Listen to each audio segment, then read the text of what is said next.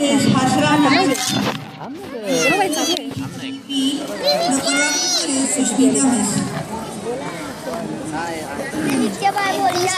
of rainy season, we get the smell of wet mud. Then come month of Shravan.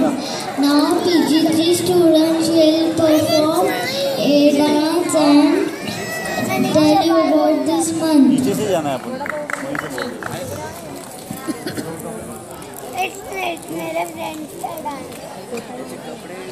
Music please.